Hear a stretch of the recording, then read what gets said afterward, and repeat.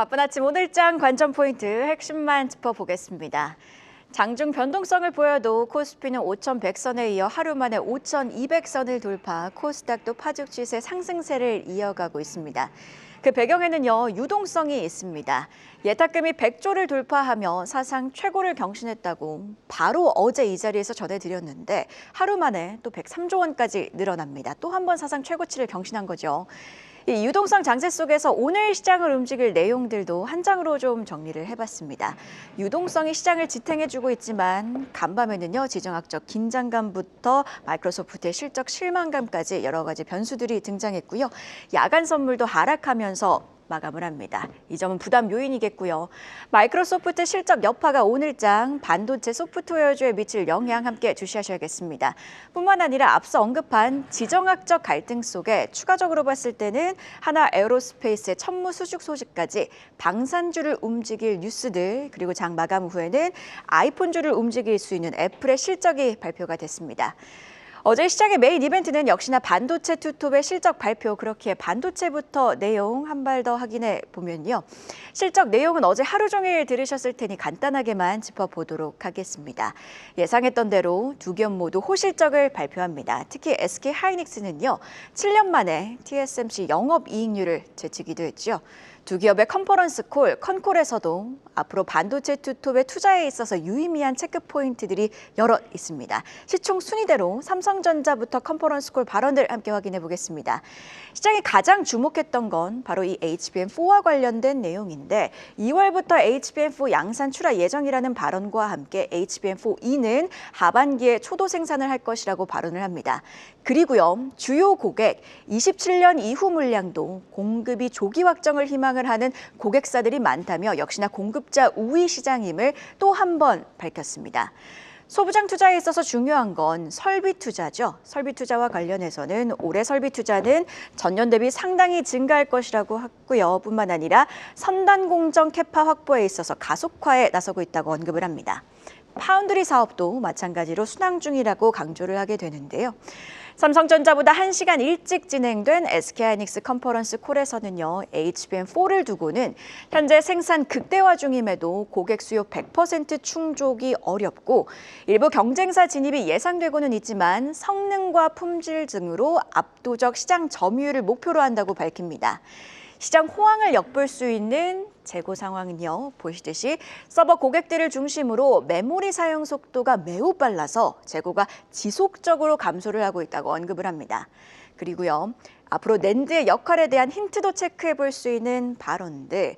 낸드가 과거 단순 저장 장치를 넘어서 스토리지 솔루션으로 구조가 바뀌고 있다며 SSD가 연산 파이프라인의 핵심 역할을 하는 식으로 구조가 바뀌고 있다고 언급을 합니다. 젠슨 황이 CES에서 언급한 내용들을 바로 시사를 하고 있는 건데요. 이에 대응해서 SK하이닉스는요, 낸드를 쌓아서 올린 HBF 기술을 구체화하고 있고 초고용량 ESSD 라인업을 강화해서 전반적으로 입체적으로 대응을 해나갈 것이라고 밝힙니다. 설비 투자는요, 어제 이 시간 전해드렸던 IR 자료에 있었던 기조와 같습니다. 전년 대비 상당 수준의 증가가 예상이 되지만 설비 투자 원칙 기조는 유지할 것이라고 강조를 한 건데요. 앞서 짚어드린 삼성전자 컨콜 내용과 비교를 해보면 설비 투자에 있어서는 삼성전자가 조금 더 적극적인 것으로 보이고요. HBM4E에 있어서도 이 두 기업의 미묘한 신경전도 느껴집니다. 역대급 실적 행진에 반도체 투톱 목표가를 올려잡는 움직임들 장 마감 이후에 나타났습니다. 홍콩계 IB죠. CLSA는 보시듯이 삼성전자는 26만 원으로 SK하이닉스는 125만 원으로 목표가를 올려잡았고요. JP모건도 마찬가지로 삼성전자 24만 원, SK하이닉스 125만 원으로 목표가를 올려잡습니다. 계속해서 오늘 장중에 목표가 상향 리포트들이 나올 가능성 함께 열어두고요. 다만 미증시에서 AI 투자 심리에 있어서 변수도 생겼습니다. 마이크로소프트 실적 여파에 보시듯이 일단 AI 소프트웨어주들은 크게 밀렸습니다. 여기에 서비스나우의 부진한 실적까지 더해지면서 오라클이 2%, 팔란티어는 3% 하락 마감을 했는데요. 반도체주는요, 다행히 후반 들어 상승폭을 키우고 마감했지만 AI 투자 심리에 있어서 조심스러운 기조가 형성된 것도 사실입니다. 그래도요, 장 마감 이후 낸드 관련주 샌디스크가 실적을 발표 EPS 기준으로 시장 예상치를 상회하는 보시듯이 $6라는 역대급 실적을 발표합니다. 크게 예상치를 웃돌았고요. 전년 대비와 비교했을 때는 무려 404% 증가한 역대급 실적을 기록합니다. 이에 시간의 거래에서는 현재 12% 급등 중인데요. 보시듯이 다행히 반도체는 그래도 긍정적인 쪽으로 반전 요소가 좀 생겼지만 변수들도 계속해서 체크를 해나가야 되기 때문에 메타와 그리고 또 마이크로소프트의 희비와 관련된 내용들 함께 확인을 해보도록 하겠습니다. 희비가 엇갈렸습니다. 마이크로소프트는 장중에 장 마감 기준으로 봤을 때 한 9% 하락 마감을 했고요. 메타는 오히려 10% 상승을 합니다. 이 하락의 배경도 좀 짚어봐야 될 것 같은데요. 역시나 수익성이 중심에 있습니다. 마이크로소프트 설비 투자는 늘었는데 클라우드 성장이 예상을 하외 성장성이 오히려 둔화가 됐다는 우려들, 여기에 오픈 AI와 관련해서 높은 의존도가 너무 높은 거 아니냐는 우려감이 전반적으로 주가에 부담이 됐던 겁니다.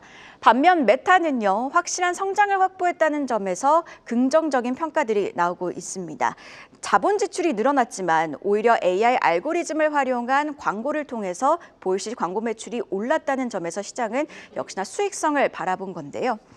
계속해서 수익성을 강조해드리고 있죠. 역시나 같은 이야기지만 소위 하이퍼스케일러 기업들의 투자 심리는 결국 키워드가 수익성이라는 또 다른 증거겠습니다.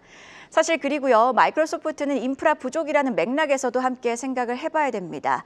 어제 컨퍼런스 콜 당시 에이미 후드 CFO의 발언입니다. 수요는 강한데 인프라 용량, 데이터 센터 용량이 부족해서 결국 클라우드, 애주어 성장이 아쉬웠다는 겁니다. 용량만 충분했다면 더 큰 매출을 기록했을 것이라는 발언도 나왔고요. 반도체를 비롯해서 전력, 원전 등등 우리 기업들은 인프라 기업이죠. 그렇게 오히려 마이크로소프트는 우리 기업들의 실적 기대감을 키우는 요소로 작용을 할 수도 있지 않나, 이런 여지도 있지 않나 싶습니다. 또 다른 코스피 대형주 현대차도 어제 실적을 발표했습니다. 수치는 관세 여파를 피해가지 못했구나를 여실히 느낄 수가 있었습니다. 매출액과 영업이익 모두 시장의 컨센서스를 하회했는데요. 연간 기준으로 봤을 때도 영업이익은 11조 4천억 원 수준으로 관세 비용을 4조 1천억 원이나 사용을 했으니 관세가 아니었다면 연간 영업이익은 전년 대비 성장을 했겠지만 관세 여파로 영업이익은 2024년 대비 19.5%나 감소합니다. 수치만 보면 어닝 쇼크지만 주가 반응은 마치 호실적과도 같았습니다. 컨퍼런스 콜 발언들 덕분인데 3에서 4년 전부터 이미 신사업 투자를 하고 있었지만 최근에서야 주가에 반영이 되기 시작했다고 밝힙니다. 즉 현대차 주가를 지금 움직이고 있는 건 스토리라는 또 다른 시그널이 될 수가 있겠죠. 이외에도 미래 투자를 줄이지 않겠다는 발언과 함께 휴머노이드와 스마트카와 관련된 발언들도 있습니다. 올해 하이브리드, 자율주행 등에 17조 8천억 원을 투자한다고도 발언을 했는데요. 역시나 이 컨퍼런스 콜 발언 내용들 로봇과 자율주행주의 스토리로 이어지는 발언들이기에 일부 로봇과 자율주행주는 정규장 마감 이후에도 좀 반응을 했지만 미증시에서 테슬라가 3% 하락, 로봇주들은 밀렸다는 점 오늘 투자에 있어서 참고해 보시죠. 방산 에너지주 차원에서는요, 이란 뉴스 계속해서 주시하셔야겠습니다. 미국의 이란 군사 공격 가능성 우려가 점차 확대가 되고 있습니다. 미국 국방장관 이런 발언을 내놨습니다. 이란에서 트럼프가 기대하는 어떤 임무든 수행을 할 준비가 되어 있다고 언급을 했는데요. 트럼프 대통령, 이란의 핵 프로그램 종료 압박에 있어서 좀 강화에 나서고 있습니다. 현지 매체 보도에 따르면요, 이란 내부에서는 이 핵과 관련된 합의 요구를 받아주느니 차라리 전쟁을 선택하겠다는 기류도 있다고 합니다. 이런 복합적인 뉴스 소화하면서 국제유가가 3% 상승 마감했고요. 여기에 한화에어로스페이스, 천무와 관련해서는 폴란드, 에스토니아에 이어서 이번에는 노르웨이로 진출하게 됩니다. 노르웨이 육군이 추진하는 사업은 총 보시듯이 2조 8천억 원 규모이나 여기에는 다른 금액들도 좀 포함이 되어 있는 수준이라 아마 실제 하나 측의 수출 규모는 한 1조 4천억 원이 될 거란 관측들 나오고 있습니다. 그래도 수출 다변화라는 의미에서는 큰 모멘텀이 되어줄 수 있는 내용이 될 수 있겠죠. 마지막으로요, 아이폰 관련주에 영향을 줄 애플 실적도 함께 확인을 해보도록 하겠습니다. 애플 우리 시간으로 오전 6시 30분경 실적을 발표했는데요. 보시듯이 예상을 상회하는 호실적을 발표했습니다. 특히 이번에는요, 아이폰 매출 성장세가 좀 두드러졌습니다. 아이폰의 전체 매출은 전년 대비 23% 성장을 했고요. 중화권 지역에서의 상승세도 두드러졌는데 중화권 지역에서는 매출이 전년 대비 38% 증가합니다. 팀쿡 CEO, 중국 아이폰 업그레이드 수요가 역대 최고라는 발언까지 내놨습니다. 애플은요, 이런 실적 발표 이후에 한때 시간의 거래에서 3% 오르기도 했습니다만 지금은 조금 상승폭을 줄여서 1% 상승. 다만 오늘장 아이폰 부품주에 영향을 줄 수 있는 모멘텀들이 있기 때문에 개장 이후에 아이폰 관련주 함께 확인해 보시죠. 자, 이렇게 오늘 시장을 움직일 뉴스들 여러 가지 정리를 해봤는데요. 바로 이어서 반종민 소장과 함께 한 발 더 들어가 전략 세워보시죠.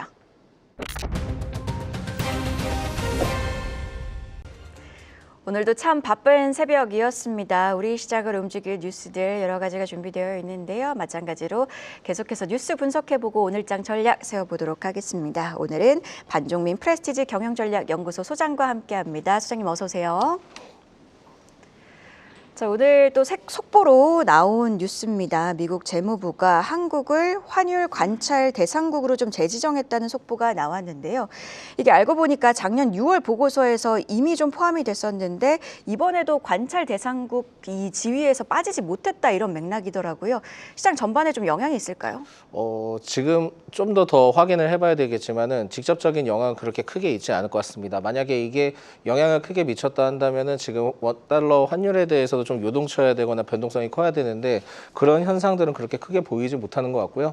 또한 이제 뭐 미국에서도 우리나라 그러니까 원화 약세에 대한 부분에 대해서 굉장히 좀 우려하는 부분들도 있고 그걸 통해서 여러 가지 내용들을 접해봤을 때는 그걸 통해서 뭐 지정된 부분에 대해서 그렇게 아직까지는 크게 염려할 수준은 아니다라고 좀 볼 수 있을 것 같습니다. 뭐 추후에는 뭐 어떻게 될지 모르긴 하겠지만은 기존에 이제 이 부분들이 계속 좀 유지를 해온 부분들이다 보니까 지금은 이 부분들이 새로운 내용들로 부각받았다 한다면 좀 문제가 될 수 있겠는데 지금 현재 상황에서는 그렇게 되진 않았다라고 보시면 될 것 같고요. 다만 이제 뭐 여러 가지 요인들이 있겠죠. 만약에 환율이 좀 급하게 더 이제 가파르게 상승을 하게 된다 한다면 거기에 대해서 약간은 좀 방어적인 형태를 좀 보여줄 수 있을 수는 있긴 하겠지만은 직접적으로 그게 뭐 표현이 되거나 그러기는 쉽지는 않을 것 같습니다. 딱 그 정도만 생각하면 좋을 것 같고 오늘은 증시에 그렇게 큰 영향을 미칠까 그렇게 좀 생각하지는 않고 있기 때문에 일단은 지금은 지켜만 보자라는 말씀드립니다. 네, 속보로 나온 내용 함께 확인을 해봤고요. 자, 그리고 사실 어젯밤에 미국 증시 보고 주무신 분들은 살짝 놀라셨을 것 같기도 해요. 마이크로소프트가 급락하면서 어젯밤 기준으로는 미국 증시가 요동쳤던 상황, 그리고 결국 마감까지 함께 확인해 보시면 이게 지금 보시는 화면이 핀비즈라는 미국 증시 맵을 좀 캡처해온 화면입니다. 마이크로소프트가 유독 빨갛게 물들었죠. 오늘 낙폭이 한 2020년 이후 최대 낙폭이라고 하는데 실적 발표 속에서 마이크로소프트가 밀렸고 마이크로소프트와 함께 서비스나우라는 기업이 부진한 실적을 발표하니까 소프트웨어주들이 줄줄이 급락을 합니다. 관련주들의 좀 영향이 좀 궁금한데 우리 시장에서도 AI 소프트웨어주에는 어떤 영향이 있을까요? 이게 영향을 일시적으로 미칠 가능성이 높은데 이게 좀 우리나라 산업적으로 봤을 때 좀 다르게 영향을 미칠 수 있기 때문에 이 점은 좀 말씀드리겠고요. 그러니까 MS에 대해서는 지금 계속 좀 얘기가 나왔던 부분들이 뭐 클라우드 성장세 둔화, 뭐 가이던스를 좀 밑돌았다 이렇게 내용들도 있기는 하지만 결국은 이제 뭐 투자 대비 결국은 그만큼 이제 수익성이 있었냐 이게 제일 좀 중요한 포인트거든요. 그래서 이 부분들은 이제 미국 쪽에 관련된 내용들이고 국내 기업은 좀 얘기는 달라질 가능성이 높습니다. 그래서 국내 기업을 좀 설명을 드리자 한다면 카카오나 네이버 그리고 이제 뭐 그 기업들의 경우에는 지금은 그 이전에 썼던 그 사스라고 있거든요. 이게 서비스형 소프트웨어 근데 이거를 지금 독립하고 있는 모습들입니다. 그래서 카카오의 경우에는 기존에 이제 오라클을 썼다 한다면은 그걸 오라클화를 좀 진행을 했고 네이버의 경우에는 자체 소프트웨어를 통해서 지금 사스 독립적인 부분들을 보여주고 있거든요. 게다가 이제 스웨덴의 그 핀테크 기업 중에 하나는 그 사스의 독립을 또 하긴 했습니다. 그래서 기존에 이제 뭐 오라클이나 뭐 그 기업들의 경우에는 약간은 좀 영향을 미칠 가능성이 높고 개별적인 국가에 대한 AI 소프트웨어 기업들의 경우에는 그렇게 크게 영향을 미치진 않을 것 같다라는 말씀을 드릴 수 있을 것 같아요. 이게 지금 이러한 요인들이 발생되는 원인을 좀 살펴보게 된다면 AI가 이제 고도로 좀 발전이 되면서 그 어떻게 보면 AI를 활용을 하면서 소프트웨어의 개발 주기를 좀 단축시킨 부분들이 있거든요. 그렇다 보니까 실제 우리나라 국내 대기업의 경우에도 예전에는 뭐 셉이나 오라클 위주로 좀 많이 썼다 한다면은 지금은 자체 구축을 할 수 있는 독립적인 환경이 지금 좀 어느 정도 유지가 되고 있지 않나라고 좀 생각이 듭니다. 그래서 이벤트는 이벤트이기 때문에 그 국내 증시에 대해서 소프트웨어 기업들이 출렁일 가능성이 있기는 하지만 실제 그 각 기업들마다 지금은 자체 이제 소프트웨어를 통해서 진행할 과정들이 높기 때문에 그렇게 큰 영향은 있지 않을 것 같다라는 말씀드립니다. 네, 소프트웨어 기업과 관련된 진단 조금 들어봤고요. 그리고 애플이 실적을 발표했습니다. 애플이 호실적을 발표를 했는데 사실 애플 같은 경우에는 미증시 투자하시는 분들한테는 약간의 아픈 손가락 같았거든요. 아이폰 매출이 좀 둔화했다 보니 우려가 많았는데 이번에는 분위기 반전입니다. 매출과 주당 순이익 모두 예상을 상회했고 아이폰 매출이 좀 상당했어요. 전년 대비 전체적으로 봤을 때는 전년 대비 23% 증가했고 중화권, 중국과 대만, 홍콩만 따로 두고 보자면 전년 대비 38%나 증가한 상황. 시간의 거래에서는 반응이 좀 크게 나오고 있진 않지만 어쨌든 이렇게 아이폰 매출이 늘어나고 있다는 건 부품사인 우리 기업들 입장에서는 호재 아닌가요? 예, 호재는 맞죠. 그래서 호재는 맞기는 한데 이게 실제 지금 국내 증시와 연관성을 크게 둘 수 있나라는 좀 생각을 해보셔야 될 것 같습니다. 먼저 그 애플에 대한 기대감은 사실 있기는 했습니다. 그게 왜 그러냐면 지난 분기 실적 발표를 했을 때 그 팀 쿡 CEO가 그 다음 분기 매출에 대해서 역대 최고일 것이라는 좀 장담을 했었거든요. 그러다 보니까 이 실적에 대한 기대감을 좀 어느 정도 올려놨는데 그때 당시 때 좀 어느 정도 예측을 했던 부분들이 뭐냐면 중국 매출에 대해서 한 18% 증가할 것으로 좀 예측이 됐지만은 그거보다 좀 뛰어넘었다라고 해서 좋긴 좋은 상황들은 맞는데 지금 그 부분들에 대해서 이제 앞으로 그러면 뭐가 있어? 그러면 AI가 붙어줘야 되는데 지금 그런 내용들은 크게 지금 부각받지 못하는 상황이다 보니까 약간 애플 쪽에 대한 주가는 좀 다시 생각을 해봐야 되는 측면이고요. 국내 기업의 경우에 당연히 애플에 대한 부품을 납품하는 기업들은 수혜가 될 가능성이 높긴 합니다. 그래서 LG 이노텍과 뭐 BH 그리고 LG 디스플레이가 있기는 한데 이게 그 실적보다 애플의 실적에 대한 분위기를 맞춰갔을 경우에는 기존에 이제 작년 같으면은 그게 맞기는 한데요. 지금 현 증시의 경우에는 지금은 아이폰 부품 관련된 종목으로 부각받는 것보다는 결국은 이제 ETF를 통해서 대형주 위주에 대한 분위기가 계속 좀 연출이 되면서 가는 분위기다 보니까 실제 이제 반도체나 아니면 휴머노이드 로봇 그 결과 지금 다르게 지금 그 소외되는 부분들이 있기 때문에 올라간다 하더라도 기하급수적으로 뭐 주가가 막 탄력도를 높게 하거나 그러기는 쉽지 않을 것 같습니다. 그래서 지금은 LG 디스플레이의 경우에도 뭐 구조조정 뭐 관련된 내용들을 해서 뭐 변화를 면모를 하고 있고 뭐 여러 가지 내용들이 있기는 하지만 그 모멘텀으로 부각받기 쉽지 않을 것 같고요. 그리고 LG 이노텍의 경우에는 그 아이폰 부품 관련주 뭐 이 내용들보다는 결국은 FC BGA 쪽에 대한 기판 쪽에 대한 내용들이 더 크기 때문에 그쪽 위주로 살펴보셔야 될 것 같고 만약에 이 내용을 보고 접근이 지금 가능한 종목이 있다 한다면은 BH 정도만 가능할 것 같습니다. 이게 왜 그러냐면 삼성 디스플레이가 뭐 아이폰용 OLED 패널을 대부분 좀 공급을 하고 있다라는 내용들이 있는데 그 패널에 들어가는 그 RF PCB의 약 한 80% 이상을 BH가 좀 담당을 하거든요. 그렇다 보니까 이쪽은 좀 눈을 돌려도 되긴 할 것 같은데 이게 지금 얼마나 탄력도가 있을지는 장담하기 좀 어려울 것 같습니다. 그렇지만은 전년 동기 대비 흑자 전환을 좀 예상을 하고 있다 보니까 이 모멘텀을 가지고는 지금은 좀 접근이 가능한데 너무 오래 들고 가기는 쉽지는 않을 것 같다 정도만 말씀드립니다. 제가 어제 가족들이랑 이야기를 하는데 낸드 가격과 디램 가격이 워낙 오르니까 휴대폰 업체들이 가격을 또 올린다고 하더라고요. 그래서 빨리 지금 휴대폰 바꿔야 되는 거 아닌가 막 이런 농담을 했는데 아무래도 이런 수요도 좀 영향을 주는 것 같습니다. 지금 애플이 실적 컨퍼런스 콜을 진행 중입니다. 이 컨퍼런스 콜에서 어떤 발언이 나오는지 속보가 나오는 대로 좀 전해드리도록 하고요. 자, 국내 증시 이야기로 더 자세하게 들어가 보도록 하겠습니다. 어제 같은 날 실적을 발표한 여러 코스피 대형주들이 있었죠. 삼성전자, SK하이닉스 그리고 현대차. 반도체 투톱의 실적은 굉장히 좋았어요. 그런데 실적 발표 이후에 주가 반응은 초반에는 좀 흔들리는 모습이었고 세론이 나왔다 이렇게 볼 수가 있겠죠. 현대차는 수치만 놓고 보면 정말 어닝 쇼크였는데 주가 반응은 호실적이었습니다. 이렇게 반응이 엇갈린 이유는 뭘까요?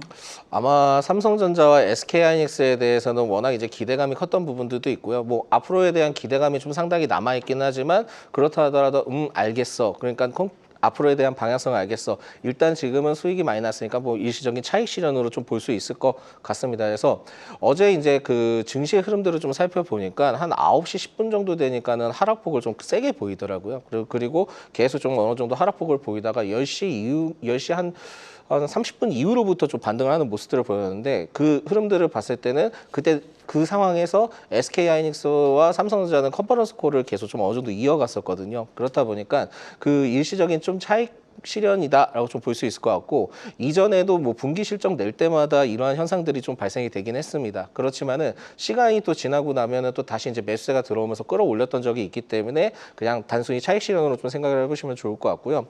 오후 한 2시경 정도 되면서 이제 현대차에서 이제 실적이 발표가 됐고 컨퍼런스 콜을 좀 얘기가 나왔었는데 그때 이제 현대차에 대한 주가를 봤을 때 일시적으로 약간 매도세가 나오긴 했었다가 갑자기 이제 컨퍼런스 콜 얘기가 계속 좀 진행이 되면서 그 투자와 관련된 내용이 나오면서 주가가 좀 상승을 했습니다. 그러면서 현대 오토웨보도 같이 상승을 했거든요. 그 내역들을 봤을 때는 지금은 그 미래 경쟁력 확보하기 위해서 라인업을 뭐 강화한다 이 내용들도 있긴 하지만 SDV 그러니까 소프트웨어 중심 차량 기술에 따라 뭐 투자 계획을 현대차에서 발표를 했기 때문에 그 부분들이 그 상승폭을 좀 이끌었다라고 보시면 될 것 같습니다. 그래서 코스피의 경우에는 그러한 흐름들을 그 후반에 대해서 탄력도가 굉장히 높아졌다 정도 좀 생각을 하시면 좋을 것 같습니다. 그래서 예상치 못했던 부분들이 오히려 좀 투자든 여러 가지 이력들이 나왔고 심지어 주주 환원과 관련된 내용들도 나왔기 때문에 오히려 기대감이 약간 실적에 대한 떨어졌던 부분들이 반전되지 않았나라고 해서 오후장을 좀 끌어올렸고 그게 현대차에 어떻게 보면은 끌어올렸었던 투자 포인트가 되지 않았을까라고 좀 볼 수 있을 것 같습니다. 이게 워낙 많이 올라서 현대차가 상승 여력이 얼마나 더 남아있을까 이렇게 생각하신 분들도 많으실 것 같은데 요즘 시장은 참 예측하기가 어렵구나라는 생각도 듭니다. 어제 현대차 반응을 보면. 그리고 실적 시즌이 좀 계속되고 있죠. 실적이 나온 종목들 주가 반응 함께 확인해 보시면 뭐 호실적이냐 아니면 어닝 쇼크느냐 이 두 가지에 따라서 물론 주가가 극명하게 엇갈린 것도 사실이고 뿐만 아니라 이를 둘러싼 투자 심리에 따라서 주가 반응도 극명하게 엇갈리고 있는 상황입니다. 일단 여러 가지 기업들이 발표한 상황 속에서 실적이 기대되는 종목들 아직 많이 대기를 하고 있거든요. 그중에서는 어떤 기업 눈여겨볼 수 있을까요? 저는 이제 다음 달 9일에 실적 발표가 예정이 되어 있는 미래에셋 증권을 좀 관심을 가져볼 필요가 있을 것 같은데요.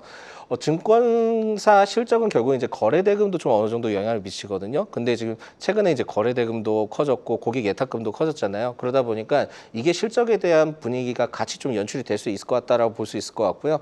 결국은 이제 브로커리지 그리고 트레이딩 등의 영향으로 지금 미래에셋 증권의 경우에는 순이익이 한 3,600억 원으로 좀 예상을 좀 하고 있는 부분들이 많더라고요. 그래서 컨센서스가 지금 계속 좀 상향되고 있다는 점이 특징적이니까 이 점 좀 참고를 해보시면 좋을 것 같고 이에 지금 뭐 리테일 쪽 수에 뭐 여러 가지 내용들이 있긴 한데 지금은 주주 환원 정책에 대한 기대감도 있고 스페이스 X 투자 이력 등의 여러 가지 기대감이 좀 내포되어 있다 보니까 미래에셋 증권의 경우에는 이 부분들을 좀 참고를 해서 보시면 될 것 같습니다. 이에 지금 뭐 스페이스 X에 대해서는 뭐 4분기에 대해서 반영 안 될 가능성도 좀 있다 보니까 만약에 반영이 안 된다 하더라도 1분기 때 실적이 반영될 가능성이 높다 보니까 이 점은 좀 잘 체크를 해보시면 좋을 것 같고요. 이에 지금은 뭐 투자를 했던 내역들을 봤을 때도 지금 나스닥 상장이 기대되는 몰로코도 있고 국내 AI 반도체 기업들이 한 3기업이 있는데 우리는 이제 퓨리오사 AI 쪽만 얘기를 하지만은 이게 사피온 반도체랑 그 리벨리온도 있습니다. 그 리벨리온에 투자를 했던 이력들도 있고 복합적으로 뭐 다른 쪽에도 투자를 했던 이력들이 있다 보니까 미래에셋 증권에 대한 기대감은 아직까지 남아있기 때문에 실적에 대한 것뿐만이 아니라 모멘텀은 아직까지 남아있다 보니까 미래에셋 증권을 관심을 가져볼 필요가 있지 않을까라는 말씀드립니다. 미래에셋 증권 실적도 주시해 보도록 하겠습니다. 앞서 현대차 이야기를 잠깐 했는데 현대차가 컨퍼런스 콜에서 휴머노이드 언급을 좀 했고 그러면서 로봇주들에 대한 기대감 다시 한 번 더 자극이 됐습니다. 다만 이 로봇주는 종목 선정이 참 어렵습니다. 그런 만큼 숫자, 그러니까 실적을 비교해 볼 필요가 있겠는데요. 숫자로 보는 로봇주 아네스 캐스터가 준비했습니다. 브리핑 함께 확인해 보고 오시죠.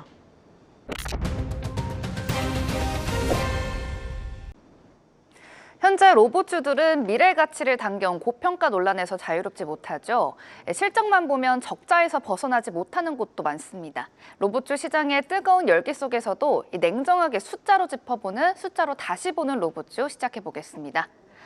어제 로봇 시장에서 가장 뜨거웠던 종목은 단연 로보티즈였습니다.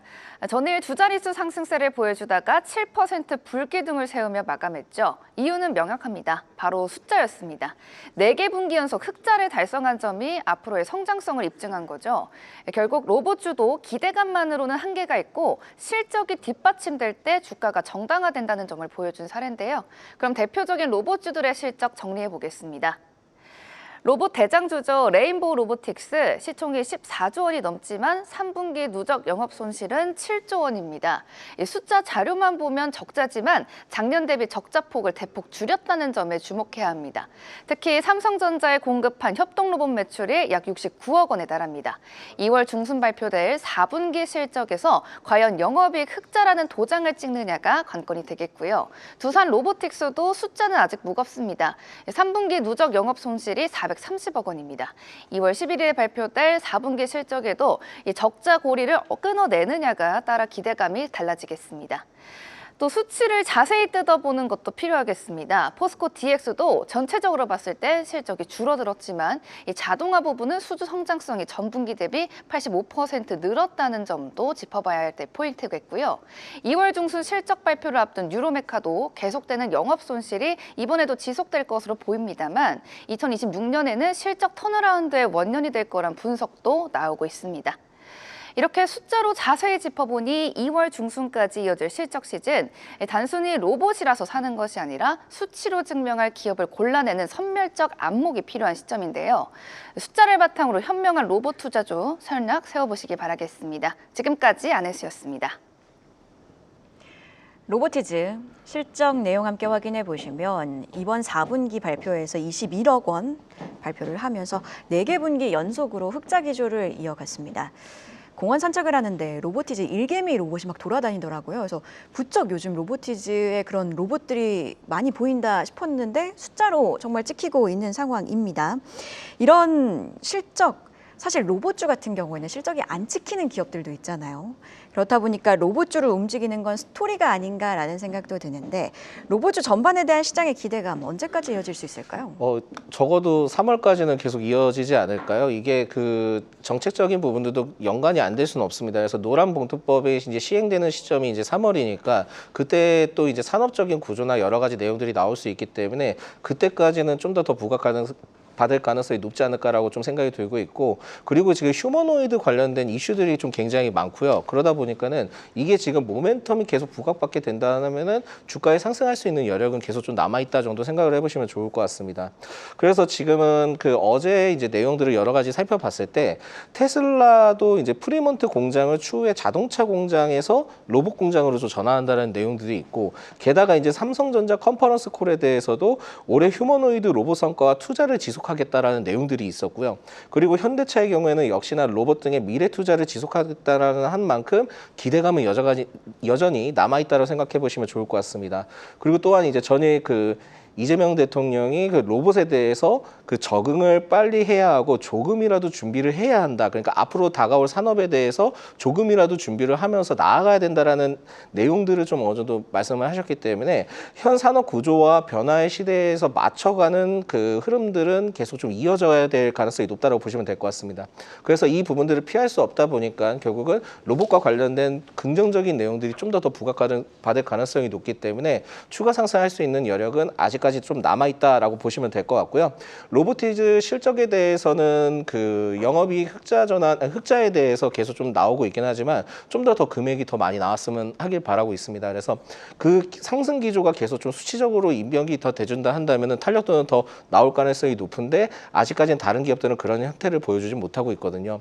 그렇지만은 올해는 좀 그 로봇 관련된 기업들이 좀 다를 가능성이 높습니다. 그래서 몇몇 기업들은 영업이익 흑자 전환을 할 가능성도 높고 실제 그 실적적인 부분들도 좀 반영될 가능성이 높거든요. 그래서 이러한 기대감이 계속 좀 유지가 된다 한다면 상반기까지는 계속 좀 기대를 해볼 수 있지 않을까 보고 있고요. 로보티즈의 경우에는 지금 또 내용이 나오는 게 초소형 핑거 액추에이터 공식 출시를 한 부분들이 있는데 이게 구글과 애플, 매사추세츠 공과대 그 등의 세계 연구기관이 초도 물량을 확보한 것으로 좀 알려져 있다 보니까 오히려 로보티즈의 경우에는 계속 좀 기대감이 남아있다라고 보시면 될 것 같고 그리고 이 로보티즈에 대해서는 휴머노이드 산업수에 대한 기대감도 있긴 하지만 코스닥 150에도 포함이 되어 있습니다. 그렇기 때문에 지금은 그 ETF 자금이나 여러 가지 내용들을 봤을 때는 로보티즈에 대해서도 또 수급적인 요인들이 같이 포함이 될 수 있기 때문에 이 점은 좀 체크를 해보시고 계속 좀 가져나가 보자라는 말씀드리겠고요. 만약 이제 신규 접근을 해야 된다 한다면은 지금 현재 시점에 대해서 좀 부담이 덜한 하이젠 R&M 그리고 산업용 로봇 쪽인 두산 로보틱스 그리고 유일 로보틱스 정도는 지금은 좀 신규 접근도 가능하지 않을까라는 말씀드립니다. 네, 로봇 이야기까지 함께 확인해봤고요.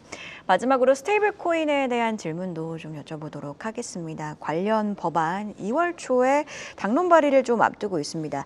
사실 여당에서 이번 주에 좀 단일안을 내놓지 않을까라는 관측들이 나왔었는데 단일안의 발표가 좀 무산이 되면서 스테이블 코인 관련주들 변동성을 겪고 다시 또 올라오는 흐름이거든요. 정말 실제로 이 당론이 발의가 될 때까지는 변동성 기조가 이어진다 이렇게 봐야 되는 건가요? 지금 내용들을 봤을 때는 계속 변동성이 있을 것 같습니다. 그래서 여기에 대해서 조금 잘 가리셔야 될 것 같고요. 그리고 지금 뭐 내용들을 봤을 때는 2월 초에 뭐 발의를 목표를 두고 상반기 때 본회의 처리를 추진을 하겠다라는 내용들이 있는데 이 내용들보다는 결국 스테이블 코인 발행 주체에 대해서 최소 법정 자금 50억 원에 대한 설정 유력은 이거는 뭐 거의 확정될 것 같다라는 느낌이 들고 있고 다만 지금 얘기가 나오는 게 한국은행의 은행 지분 50% 플러스 일주를 이거랑 그리고 거래소 대주주 지분 제한에 대한 부분들이 좀 약간 그 어떻게 보면은 좀 주요 쟁점으로 남아 있긴 합니다. 근데 이게 아마 은행 지분 그 50% 룰은 그 좀 그쪽으로 반영이 될 것 같고요. 대주주 지분 제한에 따라 좀 영향을 좀 크게 미칠 가능성이 높거든요. 그래서 여당의 경우에는 지금은 그 대주주 지분율을 15에서 20% 제한하는 걸 좀 반대하는 입장이긴 합니다. 그래서 차등적 지분 규제 방식을 좀 제한할 가능성이 높은데 그렇게 된다 한다면은 지금 뭐 시장 점유율이나 여러 가지 따졌을 때 시장 점유율 5% 미만 그 지분율 기업의 경우에는 규제 대상에서 제외를 시키고 나머지 기업들의 경우에는 10% 초과 업체부터 대주주 지분율 40% 그리고 20% 초과 업체는 30% 50% 초과 업체는 20%처럼 차등을 두는 방안을 좀 그 제한을 할 가능성이 높다라고 봅니다. 그래서 그렇게 된다 한다면은 여기에서 좀 생각을 해보셔야 될 게 두나무는 시장 점유율이 50%를 초과를 하다 보니까 20% 지분율 규제를 좀 받게 되고요. 빗썸의 경우에는 시장 점유율 20%는 넘기 때문에 30% 지분율을 규제를 받게 되거든요. 그렇게 되면은 그 지분율 외에는 매각을 해야 됩니다. 그러니까 매도를 해야 되는데 그렇게 되면은 그 오버행 이슈가 또 나올 가능성이 높습니다. 그렇게 되면 그 관련된 지분을 보유하고 있는 기업들은 그러니까 두나무나 빗썸 지분을 하고 있는 상장사 기업들의 경우에는 오히려 주가에 대한 하락 가능성도 좀 열어두실 필요는 있을 것 같거든요. 그래서 이 점은 좀 체크를 하셔야 되고 이게 쉽게 끝날 것 같지는 않기 때문에 복잡한 상황이니까 계속 좀 팔로우업 하시면서 체크를 하셔야 될 것 같습니다. 그래서 지금 이러한 부분들을 봤을 때는 관심 가져볼 만한 기업들을 봤을 때 50% 플러스 그 1% 주 뭐 이런 거의 경우에 봤을 때는 제주은행이 좀 더 유리하지 않을까라고 보고 있고요. 이에 지금은 IT센 글로벌의 경우에는 금과 관련된 부분에 대해서도 스테이블 코인과 좀 연계성을 둘 수 있기 때문에 오히려 지금 제주은행과 IT센 글로벌은 좀 관심을 가져볼 필요가 있지 않을까라는 말씀드립니다. 네, 이렇게 전반적인 시장에 대한 이야기 그리고 또 새벽에 나온 속보까지 함께해서 오늘은 프레스티지 경영전략연구소 반종민 소장과 함께했습니다. 고맙습니다. 한국경제TV는 도약하는 한국 증시와 투자자 여러분을 응원합니다.